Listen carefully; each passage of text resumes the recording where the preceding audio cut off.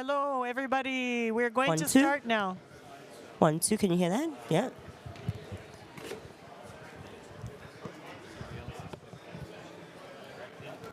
One, two, one. 1, 2, 2, 2, 3, 3, 3. Testing. Does that one work? Okay, I'll put this one over there. So this, in case this is your first time here, hello. Hello. Don't hold it down here. Okay. Keep your hand on this part. Hello. So hold this when it's your turn here. All right, everybody, thank you so much. This is our final session of the day, and we are nearing the end of COP. We have one more day tomorrow, but very glad you all have come. Thank you for your attention. My name is Margaret Ziegler, and we have a wonderful panel here focusing on improved livestock climate impact through animal health and animal husbandry. And I think this is going to be a very interesting session. It's going to be led by the Global Roundtable for Sustainable Beef. And without further ado, I will turn it over now to Rory, who is the leader of this panel. Thank you. Great. Thanks so much, Margaret. And thanks to all our audience for coming, and thanks to our panelists for agreeing to be here today. Unfortunately, we do overlap with a panel, an official side event, which was also covering livestock issues, and that's why we're kind of thin on the ground here.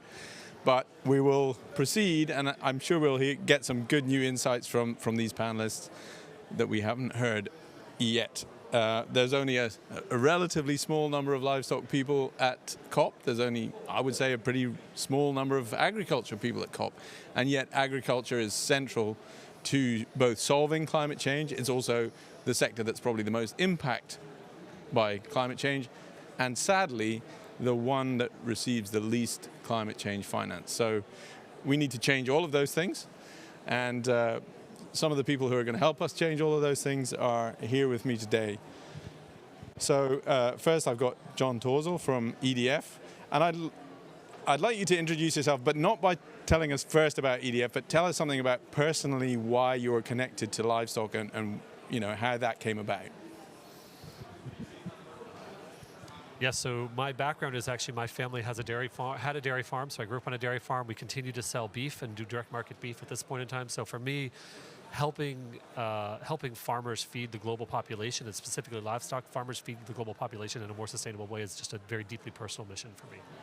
Great, and I guess I should have done the same for myself. So my background is I grew up in the rural northwest of Scotland, surrounded by a farming community, but not on a farm. But when I left school, I became first a shepherd, then a farm manager, and I did that for several years, both in Scotland, New Zealand, and Australia. And it was, yeah, following that, I kind of went into international development, and I've worked with farmers basically all of my career. Okay, and now we move on to Hansel New. You want to explain how you are connected to farming, and then we can come back to all of you and talk more about your professional things later. Yes, absolutely. So I'm here representing Dairy Farmers of America, a farmer-owned cooperative in the United States. But from my personal background, I grew up in the country. We didn't have a commercial farm. It was very much just a family farm operation. But we did have some milking goats growing up. And then as a teenager, a lot of my really good friends were on larger farms, 500 to 1,000 acres, and I was very cheap labor, bucking hay, mending fences, throwing rocks, anything that I could do to keep myself out of trouble as a teenager. So it's a little bit about my background. Great, thanks, Hansel. Thank you, Roy. So for those who have not met me, my name is Alex Rinkus. I'm with Health for Animals. We are the Global Animal Health Association, so we represent manufacturers of animal health products and veterinary medicines, everything from your vaccines and parasite control to some of these new products like methane inhibitors and digital technology. So that is my professional connection to the livestock sector. But on a personal side, and I say this, I don't know if proud is quite the right word, but I come from a background where I have no connection to agriculture and no connection to livestock. And the reason why I say I'm almost a little, not proud, but it's a strength in some way I look at, because to be quite honest, I've gone on the journey that I think more consumers need to go on. I'm someone who I grew up in the United States, in the suburbs, nowhere near a farm. I think my only experience was, for my fellow Americans, when you are in elementary school, you may go visit a farm, vague memories of it. But, for me, food came from the supermarket. Meat came from the shelf. Where it was before that, it never really crossed your mind. So, I've really gone on that journey of understanding, how food is produced, where it comes from. I've worked on the crop side, I've worked on the livestock side. And so, I like to say I understand where a lot of consumers are coming from. I understand sort of the challenges they face and understanding a world that is difficult, that, when you are born into it, you understand it well, but for the average consumer, it's a lot and it's difficult to understand. So I try to bring that perspective to the work that we do and try to understand, what those folks are experiencing and how we can improve their understanding as a result. Hi, I'm Colin South. I'm a recovering sheep farmer from the middle of Canterbury.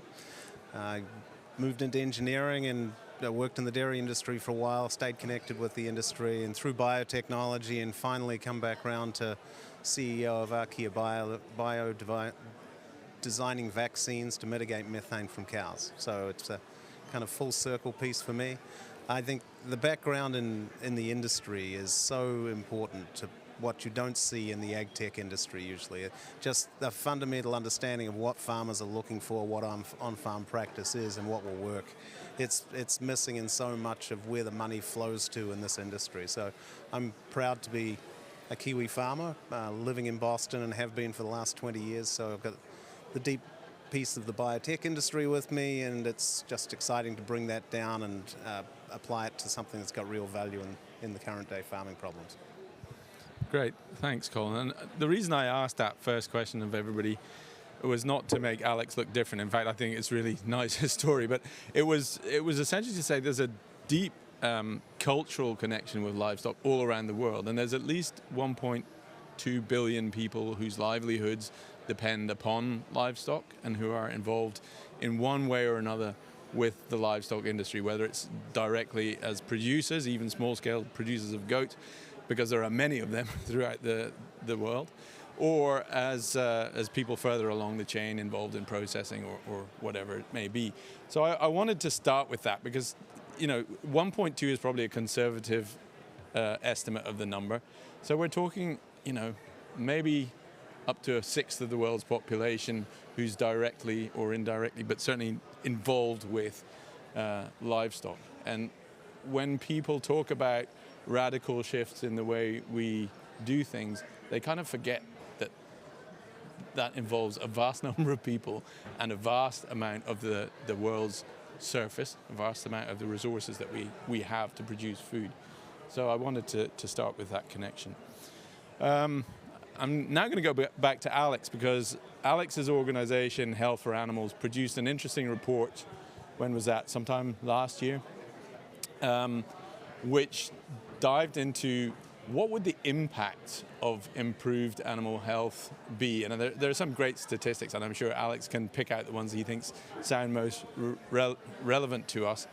But what can we achieve if we were to look after the health of all of our animals, Alex? Sure. Thank you, Roy. So the way I always like to kind of start this conversation is to, I think, put into perspective the effects that we see around the globe right now when it comes to poor animal health and the impacts of animal disease. We talk about it a lot, but I think there's assumption or this idea, particularly when we look at, developed markets, that, it is kind of solved in a lot of regions. It's not a major challenge. But, when we look at the data from WOA, the World Organization for Animal Health, their consistent estimates on a global level are that we see about 20% of all livestock production lost to animal disease every year. So that is milk, meat, and eggs that are not entering into the food supply and that are essentially wasted emissions. These are animals that are producing, but for whatever reason, that product is either not being created or it's unable to enter into that food supply because they are sick at the time that's being produced. So, when we began to really get involved in sustainability, probably about 4 or 5 years ago, really trying to identify, we understand the productivity impacts of these disease losses. We understand the impacts on farmer livelihoods. Those are pieces that have really been well analyzed over many decades. We understand the public health impacts when it comes to zoonotic disease, but there was, I think, a real lack of data on what this meant for emissions, what this meant for sustainability. And as we've gotten this understanding, I think across the livestock sector, that productivity and emissions are so closely interlinked, there was this assumption that animal health has to have an impact on there, but a lot of the data simply wasn't there. The science wasn't necessarily there. So, we've seen over the last probably about 5 to 7 years, a real uptick in that sort of research that's out there on both the side of what is the effects of disease on emissions. We've seen, for instance, Roy, I know you're from the UK right now, although you've spent many time around the world. But we saw the UK government in 2015 invest in this and look in the research and find that for instance, in beef cattle, there's about a 130% impact on emissions when it comes to BVD, for instance, so more than a doubling of emissions. And we've really just seen that type of research sort of continue on. So for us, like you said, we took time about 2 years ago to really try to pull together a lot of that research, which tends to really focus a little more on specific regions of a country, maybe countries as a whole, but often are really quite focused and say, how can we start looking at some of the real global impacts of it? So pulling it out and saying, if we address animal health, what are some of those big, significant impacts that we can see? So for instance, again, when we take that WOA number, the 20% of livestock production lost every year, we modeled that and said, what if we were able to cut that in half? So not saying we're going to get rid of all animal disease around the world. That is an impossible goal. But what if we brought it from 20 down to 10%? And so with that, we calculated that you would see about a 800 million ton reduction in GHG emissions on an annual basis. I know we all are used to people throwing up big numbers around here. So to put that into some context, that's about the annual emissions of around 200 million people around the world. So that's the type of offsets that you can really get when you start looking at, what are the effects of better animal health. And I always really like to further say, because we looked at this a little bit deeper and said, when it comes to sustainability, when it comes to livestock, of course we need to be reducing emissions, we need to be looking at those opportunities, but it needs to be done in the way that recognizes why are livestock raised? Why do we grow crops? It is to feed people. So, we need to be looking at emissions as well as productivity at the same time. And so when we start looking at that deeper and we say, okay, let's take an exercise here. We're going to have 9 billion people by 2050. For instance, we looked at and we said FAO has calculated that, if we went out and just took not even new technologies, if we took existing technologies and best practices, scaled them up around the world in animal health, husbandry, and nutrition, we could cut emissions today by about 30%. Now, when we consider that we need to be producing, food for about 2 billion more people, that type of emissions cut would allow us to increase that productivity, not necessarily production, because it can be done in existing animals, but increase that productivity while keeping emissions at the same level that they are today. So you would have flat emissions while supplying enough food for the amount of people that are going to be here in the next 2 decades. So that's how we really see the opportunities when it comes to animal health, is you can start tackling those emissions while also ramping up that productivity to feed that next generation of people that we're going to see coming into our world and are going to be looking for milk, meat, and eggs within their diet. So we're excited. We think there's getting a lot of recognition these days. When we see these FAO reports, we see the roadmap, we see those types of things, and it's an area that we really hope for additional research and support in. Yeah, great. There was one figure that stuck in my mind from the report that you mentioned, which was that if we were to get a 60% vaccination rate in cattle, we could increase the productivity of the beef herd by 50%, which, to me, 60% is not a good vaccination rate. We should want more than that, but that is a phenomenal increase in the productivity. And it would feed a lot of people. Agreed. And I think it's a demonstration too of, again, when we talk about animal health technologies, I think it's well recognized the effects they can have, but it's still underutilized in so many areas of the world. The reasons behind that are complex, everything from, access to veterinary care, access to veterinarians, expertise, regulatory systems can still be a challenge. Global trade rules have impacts on what diseases producers vaccinate against and do not vaccinate against. But, when we really just kind of push some of that aside and just look at the opportunity available, you're right. Just even a 60% vaccination rate correlates directly to a 40% increase in productivity. And those are numbers that they'll change depending on what country you are, but we look at it as it gets attention and it gets people thinking, how do we get involved in this? How can we support it? Because while there's a lot of contentious issues out there around livestock, I think healthy animals are one that we can all agree on. Okay, we move back to Hansel now. So you're working predominantly in the US, and I imagine there a 60% vaccination rate doesn't sound great either. I can imagine that your members are taking a great deal of care of their animal health because that's where their livelihood comes from, and they understand the economics pretty well. What are the issues that you still face in the US dairy herd, and where do you see room for improvement in animal health, and maybe in animal health and welfare? Yeah, so in the United States, one of the things that we have that's benefiting us is we have a national program that's focused on animal health. So in the United States, it's the Farmers Assuring Responsible Management, or the FARM program, that has been very successful over the last 15 or so years now. That's not only gives consistent standards and the ability to evolve the program. It's now on version 5 in the United States. So one of the things that helps do is it really helps the U.S. to continue to evolve its approach to incorporate more best practices, and importantly, to listen to feedback from dairy farmers themselves, because it goes through a round where farmers actually get to comment on the program. And that's been really helpful because early on in the farm program, it was seen as a little bit of a top-down. It was seen as something that was almost forced on dairy farms, whereas today I think one of the improvements we've seen is that through these rounds of consultation with dairy farms, and because they've been able to give input and feedback into the program, it's now operating in such a way that dairies are bought in, and co-ops, cooperatives like Dairy Farmers of America and others who administer the program are fully bought in as well. It's second-party evaluations that are actually conducting these on-farm evaluations and are working with farmers. So those are some of the areas where I think the U.S. has really been doing things right and continues to evolve with the program. That doesn't mean that there aren't remaining challenges, of course, to your question, Roy.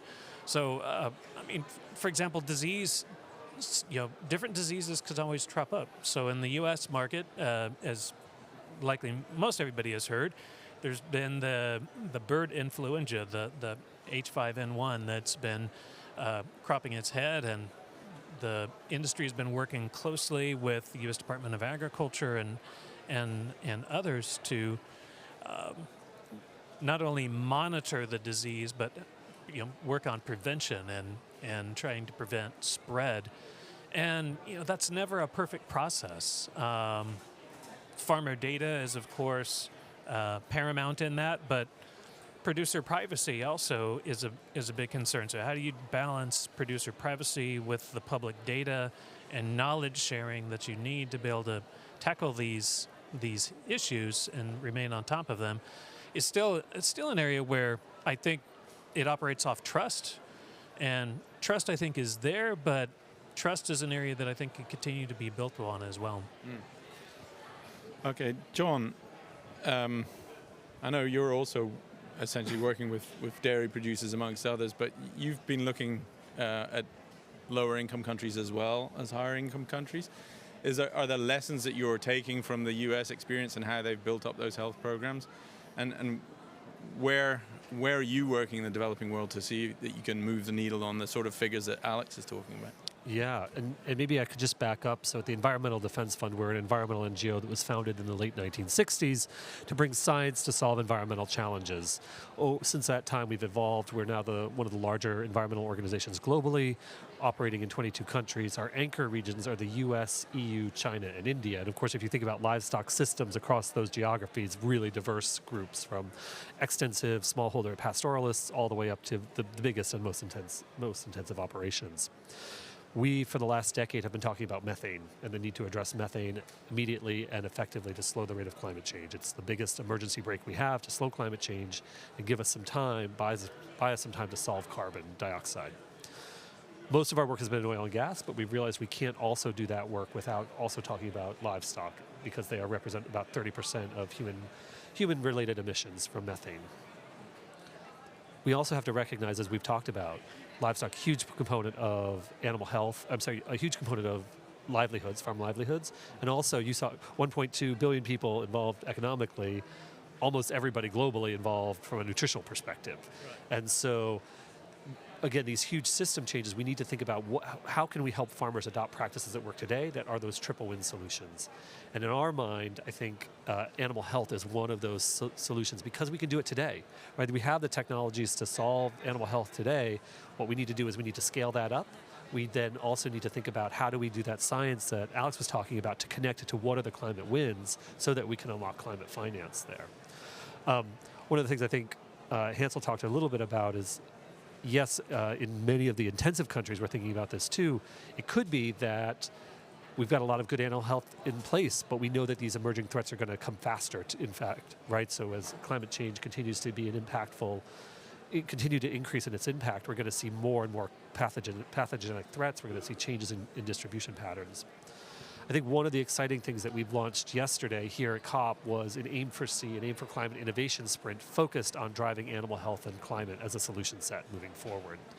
What we're working with ILRI, the International Livestock Research Institute, is to say, let's look at in Kenya at mastitis and understand what is the difference if we were able to treat 100 farms for mastitis. What is the benefit there from a climate perspective?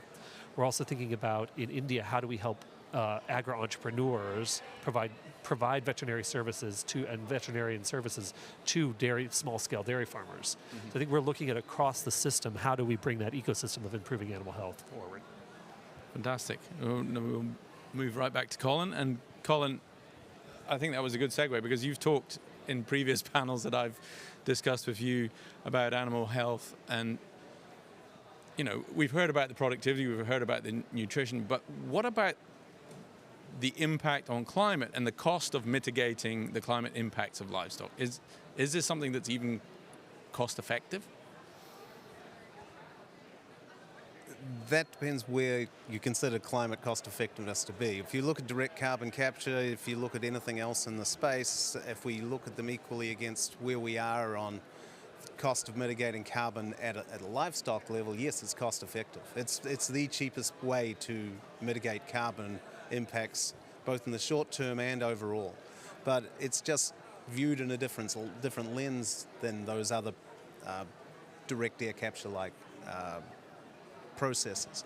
But if you start to think about vaccines for this approach, vaccines are not high revenue pieces in this environment.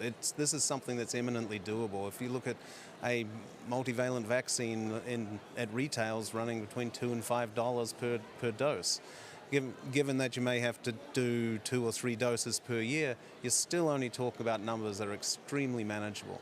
Now, of course, that doesn't amortize the cost of putting them together, etc., but it does give margin that farmers can actually have money coming back on farm. And the whole premise of everything we do with respect to building a vaccine is it has to have uptake. And to have uptake, it has to be provided inexpensively, and it has to have a revenue share on the product that comes out of there.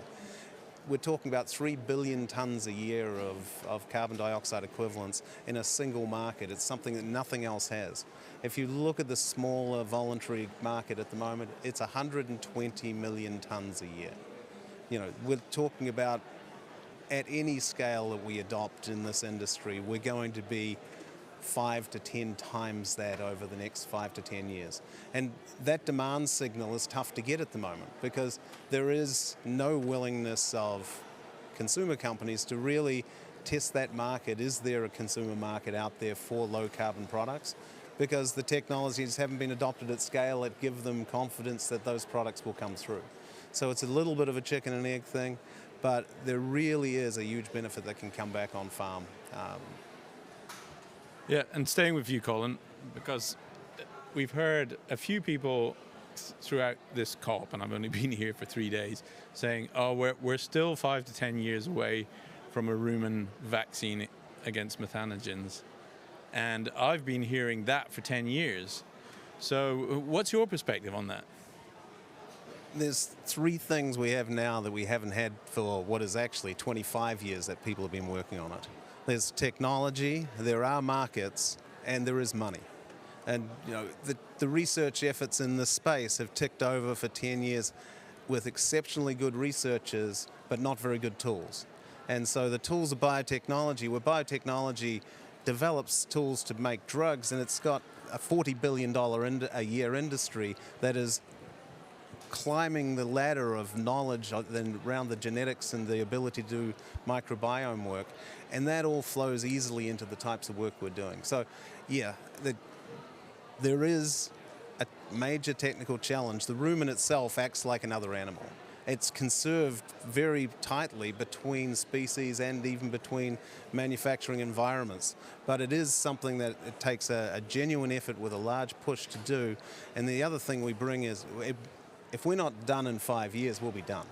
There's enough resource coming in now that what we need is a demand signal to continue that type of research coming through.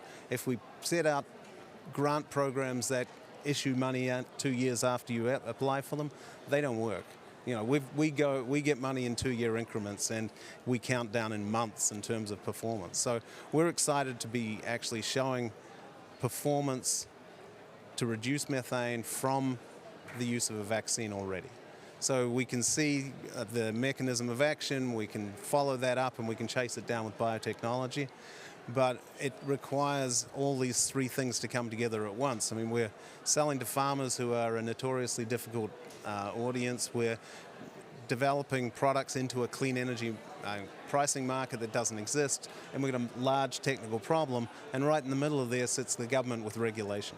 So it's a really hard venture space to be in, and we need to drive all 3 of those things simultaneously, and getting a demand signal from whatever industry it is, or from whatever mechanism we can maximize the money, both coming back as revenue streams, but certainly coming back on farm. Because our model, if we're successful in producing a vaccine, is to take it out at minimal cost to the farmers, do the profit share with them, and then you can see adoption at the rates that we saw with COVID. We got 4 billion doses of COVID vaccines out in about a year. And we're talking about a farm industry where a lot of it is controlled by people who have 1,000, 2,000, 10,000 head of cattle. You can move this product in through existing supply chains, existing manufacturing, in ways that you can't do with feed additives, at costs you can't do with feed additives, and into those extensive systems where feed additives aren't really productive. But they do make a major piece of the puzzle. But really, the vaccine solution as we work through it is going to be huge. Yeah, thanks. So Alex, we talked about animal health and health for animals, okay, but what about genetics? Is that part of this solution? You mentioned just with 3 things in the FAO report we could get a big sort of change in the emissions from livestock. How does animal breeding work, and how much of a gain can it give us, and why is that a useful technology in developing countries? Absolutely. I mean, going back to that FAO report that came out last year, the Pathways to Lower Livestock Emissions, if I remember correctly, that one did identify genetics as being one that could reduce livestock emissions by, it was either 8 or 9%. So really an opportunity, I think, to take a good chunk out of it right there. And, if you're looking at what are kind of the wins and the solutions that can be brought to, both developed and developing world, I think genetics is absolutely one of those. I mean, John talked about the ILRI, the International Livestock Research Institute. They are a leading organization in East Africa, in that continent, looking at, what are the breeds that are going to be climate resilient, so able to handle, more stress tolerance there, able to resist disease better, and as a result are able to have that higher productivity, and as a result those lower emissions intensity. So, absolutely, I think that's going to be a key area. For our membership, for our folks, it's an area we're always looking at.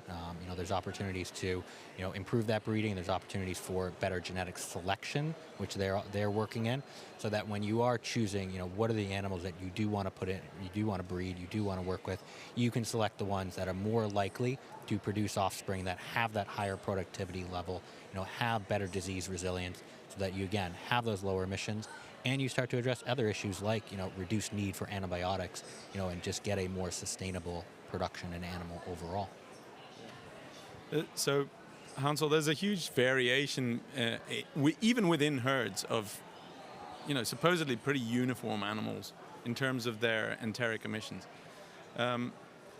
What do we lose if we start to focus too heavily on one trait when we're breeding cattle? Well, that's a very good question. And breeders have been really good over the years of designing an animal that's fit for purpose, right? Whether it's, there's been a lot of genetic selection that's focused on let's get more milk out of the animal. But herd health and cow comfort, and whether you're keeping your herd indoors or if you're have a pasture-based system,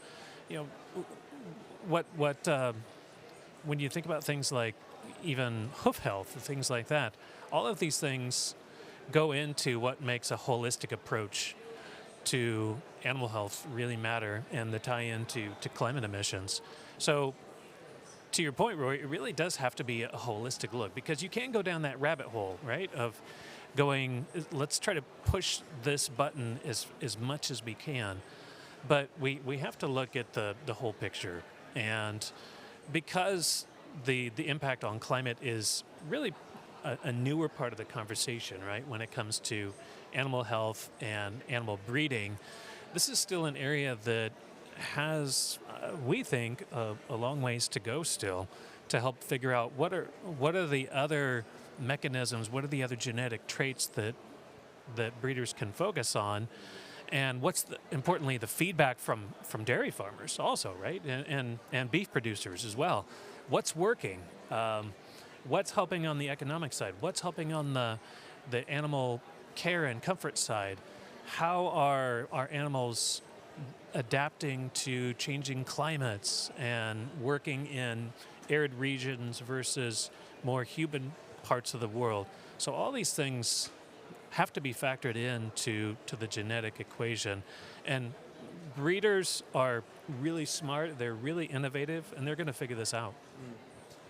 I'll stay with you just for a second. So over the last 5 years, I've heard a lot in the US, or at least I've heard a lot more over the last 5 years about beef on dairy. Is that an opportunity to get a sort of double win in terms of emissions and productivity? Yeah, absolutely. That's been a game changer for a lot of farms who are breeding more to go directly into the beef market. And what a lot of dairy producers are finding is when they go beef on dairy and they bring more genetic diversity into their herds, they're not only seeing productivity gains, but they're also able to get a lot of the other co-benefits that go along with that, and have a diversity of income. So instead of being completely reliant on their milk check, they're also be able to subsidize that with better beef payments because of the Angus crossover piece of that. So it's a very important part of the equation. Yeah. Okay, so John, in lower income countries, is there a gap in terms of the breeding and genetics we're using, and is there an easy win to be made there? And the other question for those countries is, are there sort of leaps that we can make with new genomic technologies or even transgenic technologies? Are these things that are on the horizon yet, or is it too soon for that? No, I think you're absolutely right. I think looking at what are some of the lessons that we've learned with the genetic programs we've had in the U.S. and the EU, which are pretty sophisticated, and then looking at how do you apply that in a really country-specific way in some of the areas where there are smallholder systems, for example. So in India, for example, they've really pioneered, they looked a term called jugaad, which is frugal innovation. And so thinking about how do you do embryo transfers in a cheaper way. They've developed genetic stations across India, and this is the National Dairy Development Board, so that they can help scale better genetics across the country. we think about data systems, and what's really fascinating is India has a data system with 200 million cow records in it. So I think when you think about how you can scale, that's a really interesting example of some of the lessons we can learn about supporting large numbers of dairy farmers in driving change.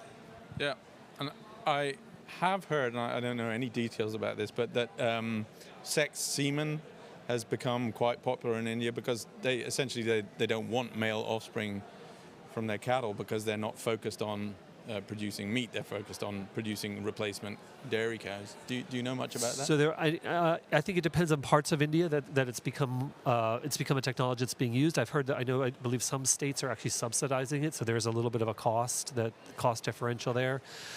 It is important to recognize that even what we might think of low cost here in intensive in intensive system communities and systems is still very high cost for some of those producers. And so there, I think a really strong need to find new capital sources is important. New subsidies and new incentives is another key. Great. Yeah, go ahead, Alex. And by the way, we're a small enough group here that if you have a question that's burning in your mind, just put up your hand and we'll go straight to that. Now, I just want to add one other thought, Rory, is, I was struck as Hansel was speaking and John as well. You were saying, Hansel, breeders are very good at what they do. They work towards kind of the requests they get, the incentives they get. So a lot of the work that they've done so far really does focus on that. It focuses on health, it focuses on productivity, because that is what farmers are looking for. And we do see obviously that knock-on effect on emissions, but there is, and we've seen this in the data, there is an opportunity too around genetics and breeding with a specific focus too on that methane reduction.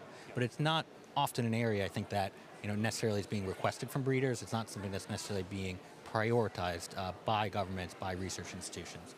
I recall there was a study out of the Netherlands where the Dutch have a national breeding program, a national genetics program they look at there, and this study looked at and said if you integrated prioritizing methane reduction into that program, they saw that over the next about 10 to 15 years, they estimate that they could improve cattle there for about 9 or 10% reduction in methane. And that's just, again, it comes back to that scaling up sort of existing practices and solutions. It's taking an existing program in there and just saying, how can we work on more methane reduction in there? We'll get that productivity increase, but how can we actually select for cattle that naturally produce less methane as well? Well, who's going to pay for that research? Because you're not going to get the emission reductions until the research is complete, right? Absolutely, and I mean that's the point that I think has come up in so many of these panels as well. When it comes to when we're looking at technologies or research that is outside of that traditional productivity area, where's that money coming from? Who's going to pay for it? Because ultimately, and look, I don't need to tell the guys on the stage who all came from a farm when they grew up, farming is a business, and so if you're providing something to a farmer that doesn't necessarily provide a direct benefit for them, who's going to subsidize that co-benefit? Is it going to be, carbon credit markets? Is it going to be government incentives? Is it going to be, conservation programs, things of that nature? And I think we've seen a lot of conversation on that this week, but, so much of that still really needs to be defined, because unless the farmer sees value, it's not going to get used on the farm. It's not going to make its way into those research programs. Okay, so Colin, would a farmer see value in New Zealand if the government were to implement the vaunted methane tax there? I know the current government is saying they're not going to do that, but it's not the last administration New Zealand's going to see after all. Yes, it would push adoption as quickly as possible, but it's not necessarily the most productive way to do it, because if it means you're bringing just enough methane inhibition to satisfy a tax or something similar, it's not leading to that real adoption of where the other markets are and how big this can be.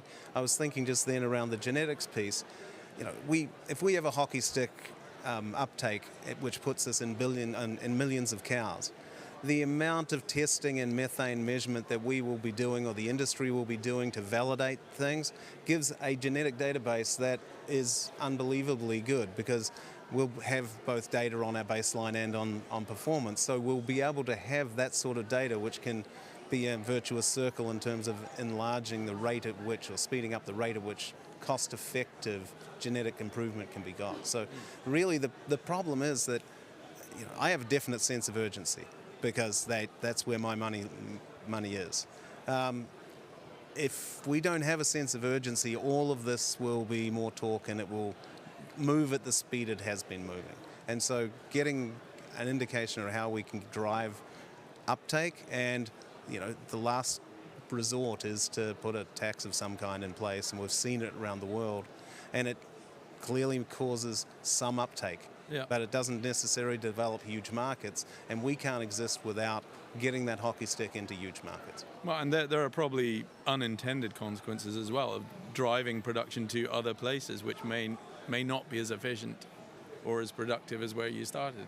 And I think Denmark or Ireland or the Netherlands all are in danger of doing that, with all kinds of unintended consequences. We don't know what they will be, but if you push production away from Ireland or the Netherlands, let's say that goes to Egypt or Morocco, what's going to be the result? A, for climate, but also B, for food supply.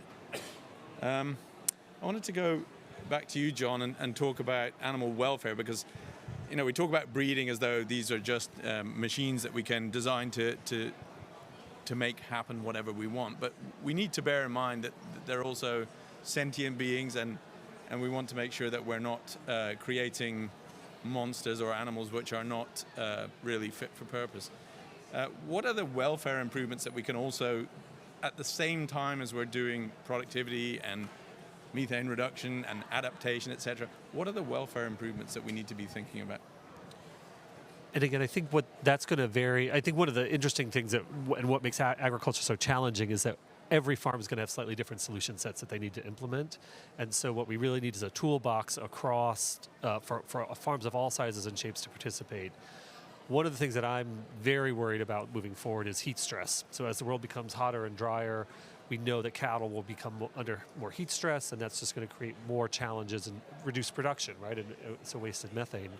I think so shade and cooling of cows, I think, is going to be a fundamental. And yes, we can breed for more heat-resistant cows, more heat-tolerant cows. We can look at buffalo as a solution set as well. But I think shade is one of the big concerns that I have. And how do we make sure that we have shade for cows moving forward?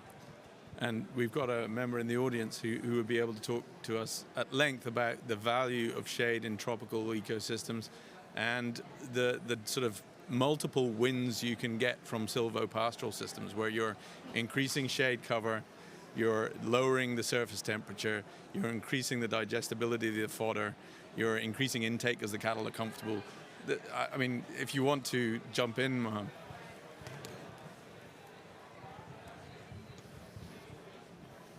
Well, thank you for a very interesting dialogue and conversation.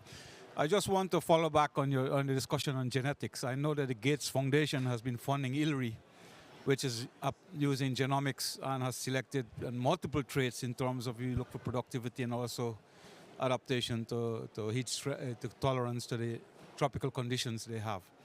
Now back to the question of silvopastoral systems. We have measured differences depending on the traits of the trees and the phenology of the trees.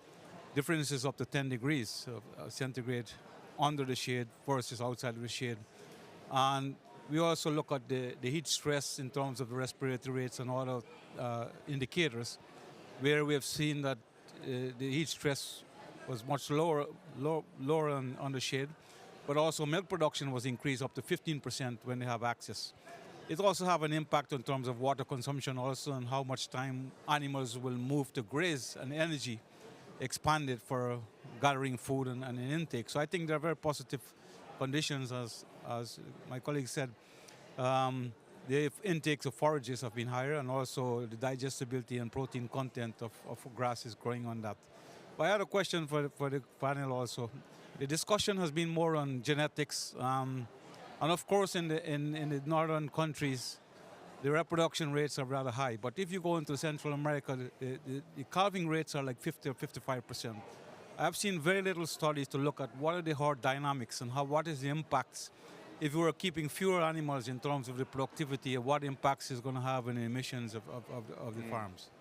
Yeah, we started that, and I think you came in after we started on that, but you want to quickly summarize that discussion that we had about reproductive rate, and particularly you know, Alex probably is the one who might want to cover that. But yeah, we were talking about that. If you, you know, an empty cow is a complete waste of resources, right? Her emissions intensity is almost infinite because she's not actually producing anything. Alex, you want to comment on that? So I think that was when we were actually talking about in one of the previous panels. Sorry. No, it's okay. Not fully my expertise there, I will say, but I think you kind of summarized the point there well, Rory, which is, you know, a lot of this really comes down to, so much of this conversation is about productivity, and that relates to both, you know, what are you producing in terms of milk, meat, and eggs, but when you're talking about, you know, reproductive rate, an empty cow is one that is ultimately producing emissions for no value at that point in time. So anytime we can basically be having cows, you know, producing, whether it's supposed to be the milk, meat, and eggs, or producing sort of the next generation of the animals, we are seeing then those emissions being productive and reducing that overall emissions intensity for the life of that animal. So, you know, like you said, there's a reason why in some of those, you know, developed countries, northern countries, you do have that much higher reproductive rate because it leads to greater efficiency. So I personally also have not seen any data that looks at that from an emissions perspective, but my assumption would be, you know, it is linked to a lower emission rate, but you know, to the points that John has raised as well, if you don't have that data, if you don't have that research, people cannot act on it. So it is an area I think would be worthwhile for people to be looking at. Yeah, you're probably familiar with the GLEAM, FAO GLEAM map of emissions intensity around the world, and Sub-Saharan Africa and South Asia have super high emissions intensity. And I lived in Botswana for 5 years. The cows having one calf every 4 years, that's obviously going to be a high emissions intensity. Any other questions from the audience? I don't want to leave people out. I'm sure Donald's got some observations, but we'll try and avoid them. Anybody on the panel want to make comments that you feel haven't been made yet, or something that, you know, we've missed? So I know the Minister of Uruguay was here a little while ago. It's really interesting when we think about what are ways that we can help accelerate challenge. So I think whether it's the vaccines, whether it's breeding, finding animal health is the solution because we have the tools today. We can overcome some of these other barriers of bringing products to market and getting them on farm, which is important. So in Uruguay, what they've done is actually thought about policy, climate policy, and they've incorporated animal health, or they're looking to incorporate animal health in their NDCs. And that creates this idea that then that's a climate policy that the country can implement. Really important as we think about countries and their NDCs coming on next year and revisions, how can we get more climate policy to reflect that animal health is a climate policy? The other interesting thing is we talked about financing, and we earlier today on another panel, the head of the World Bank's Food and Ag group talked a little bit about a loan that the World Bank has made to Uruguay, where they have tied the interest rate of the loan to the performance of Uruguay in reducing livestock methane emissions in intensity per cow. So I think that's a really interesting, when we think about innovative finance, I think that's a really great example, and I think we're all looking to figure out how that can work and how that's going to work as examples to move forward. That's a great example, and there will be many countries which, you know, could probably, you know, look for bigger gains. I'm not suggesting that they're worse producers, but there are many countries where there's probably a bigger productivity gap at the moment than there is in Uruguay. Uruguay's a pretty efficient producer and exporter of beef. Yep. One area that this panel hasn't touched on yet, which is critically important, is the veterinary dairy farm and beef herd relationship. We like to say that veterinarians and other technical specialists who visit these operations are part of the nerd herd. They're the ones who are coming on and they're bringing technical expertise. They're bringing an outside set of eyes that can perhaps see things that the farmer, you know, of course farmers love their animals. That's why they're farming and they're not doing something else, right? Because farming is not an easy business. This is extremely hard work. It's more about the way of life than about the income. Of course, we all want them to have livable incomes as well. But my point is that veterinarians and other technical experts have a critical role to play in global animal health. And whether it's, you know, just getting access to those resources, whether it's boots on the ground and visiting farms in person, or whether it's using technology so that farmers can have these, you know, Teams calls or just some kind of virtual presence to troubleshoot things that are happening on the farm, to describe disease symptoms, for example, or to just have regular check-ins. It's those type of things that, again, it's we like to say it takes a community, right, to raise a family. Well, it takes a community also to support a herd, and it's that what we affectionately call, again, the nerd herd, which is so important to provide those tools and resources and insights for farms so that they can stay on that path of continuous improvement. And there's a huge gap in access to veterinary services, particularly in sub-Saharan Africa and South Asia. Access, if a vet is 200 miles away, you're not going to see a vet. It's as simple as that. Right, which is why technology could be part of the at least near-term solution. Yeah, absolutely. I think Alex has got a point. Then Donald's got a question we will allow him to ask. No, I will just add on that to say I think the applause we heard from the other group was perfectly timed for that, because I think that was an exactly correct point, and one that, I've sat in on a lot of the livestock panels over this week, and a lot of really strong points have been made, but I do think veterinary access is one we have not really talked about enough. The World Organization for Animal Health, they do an inventory, I think, every 4 or 5 years. And their most recent one found that when you look at the rates of veterinarians to livestock around the globe, it's something along the lines of, in Europe compared to Africa, you have 8 times as many veterinarians in Europe than you do compared to Africa.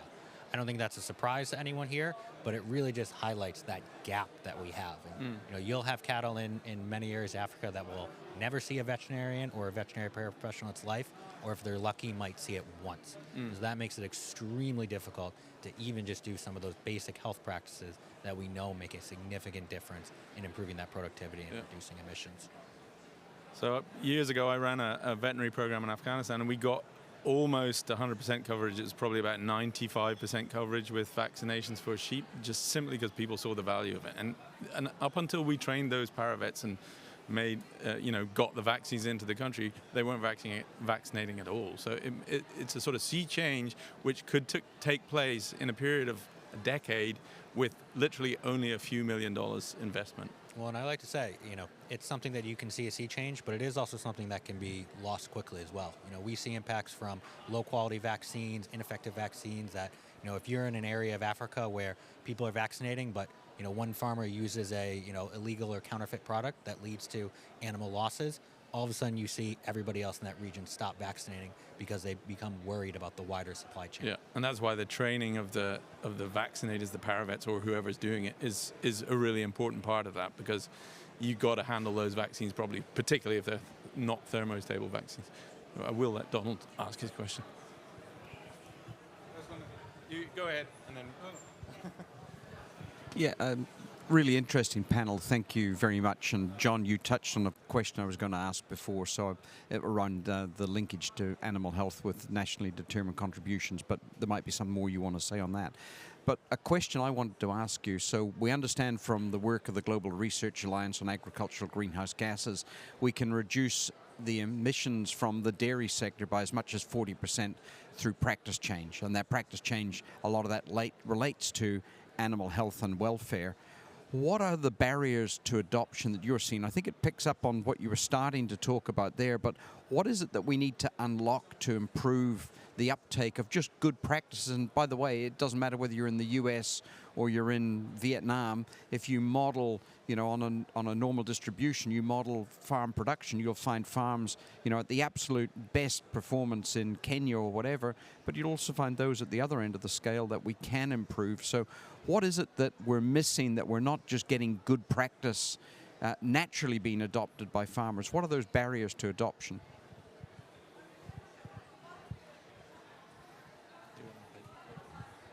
I'll touch on one from a U.S. perspective, which is the perspective that I know best, which is employee training. Approximately 40% of U.S. dairy farms have hired help that are non-family members, and increasingly these are the larger dairies that are, as consolidation continues in the industry, we're going to see more larger dairies over time. That's not a surprise.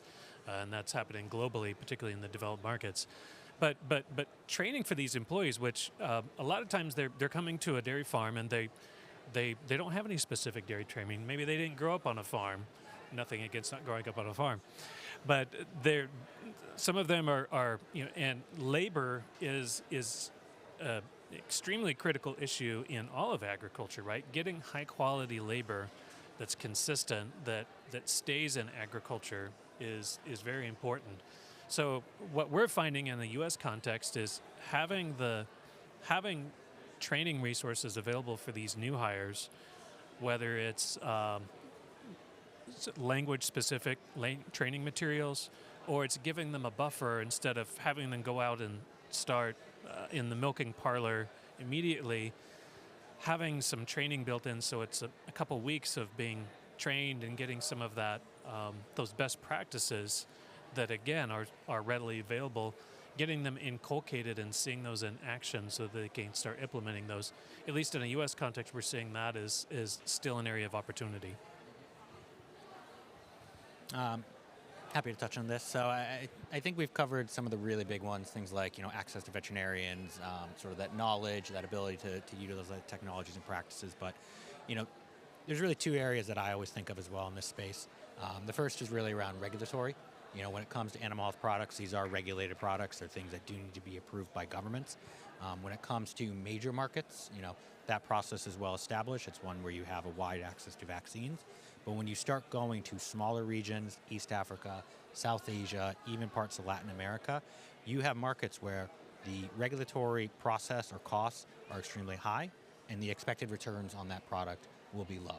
And so it just simply does not make financial sense for a company to put that product on market, and then ultimately the producer has no ability to get it. There's ways to work around this, regulatory convergence mechanisms.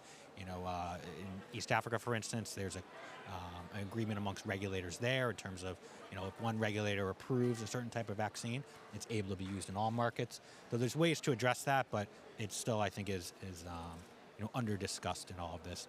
The second one that I often really like to emphasize, we talk about what are the incentives that can be put in place for adopting animal health products, but I also like to think about what are some of the things that are disincentivizing it. And one I always come back to is trade policy can actually be one that disincentivizes the use of animal health products.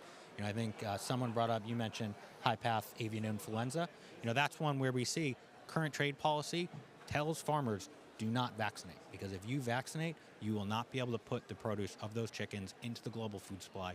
You will not be able to trade, and your country will not be able to export anywhere across the world to major importers as a result. And so, it's no surprise that every major chicken producer around the world does not vaccinate against high path avian influenza, and when it does strike, then the result is call the herds and take that step, which is just wasted emissions as a result. So, I think thinking about some of those pieces like a trade policy and how it can even disincentivize use of animal health products is one that can take down some of those barriers. Yeah, it's very similar in Southern Africa. They're not allowed to vaccinate against foot and mouth disease. Like they've got cordon fences. They've invested billions on ineffective measures to stop foot and mouth disease spreading, and they don't vaccinate. Yep. Colin, I think you had something. No, I was just listening to the panel who are much better versed in this particular topic than I am, but the piece of it that we never should lose sight of is how granular farming is, and that to Donald's good point, there are ends of the spectrum everywhere, and in small cow-calf operations in the US, everything from genetics through to vaccines, everything we've talked about here is more applicable and easily applied than in many places around. If you look at India's 200 million cattle that you can get ID preservation and tracking on, it's well better than anything in the US because of privacy issues and other things that have led to cultural differences. And so when we're trying to come up with solutions, it's not necessarily one for the US and one for India. It's taxonomies that we need to define and define specific routes to them. Yeah, I remember one of our early members in the roundtable was an Australian rancher from Queensland. He always used to say, when you talk about best management practices, it's appropriate management practices, and he would always say, I manage that paddock on my place differently from I manage that paddock because they've got different soils, different aspects, etc. I think you had another point, John, and then we're going to have to pretty much finish up. And I really like that, appropriate management practices. That's a great one. I think two other things. We talked about, obviously, financial viability of any solution set is the first level. I think also thinking about, we talked about the training, and one of the things I'd just like to bring up is in India, for example, 70% of the dairy farmers are women. So most of the work is done. And so they're the ones who are implementing the systems, but are we targeting trainings, and are the trainers women, for example? So that's an interesting socio-dynamic. And then I also think about smallholders. We also have to recognize that oftentimes smallholders, and I think you see some of this in, there's smallholders in every country, I think to some degree, but they often have other occupations. That's not their primary occupation. And so they usually have a very strong time value of money. So they say, well, I could go get more water for my cow, or I could go drive an Uber and make more money driving the Uber. And so those kinds of, how do we deliver models and how do we deliver solutions in line to keep that value is important. So we're thinking about things like silage as a service, right? Could somebody bring in a bale of silage every day, kind of thing, as a possible opportunity. Okay, well, thank you all very much for your input. I think it's been an interesting panel, and I'm glad it was filmed so that we can make use of it in the future. Thank you for those of you who stuck here in the audience and shown your commitment at the end of the day towards the end of COP. I know that we're all probably quite tired. So thank you for being here, and thank you again to our panel. Thanks a lot.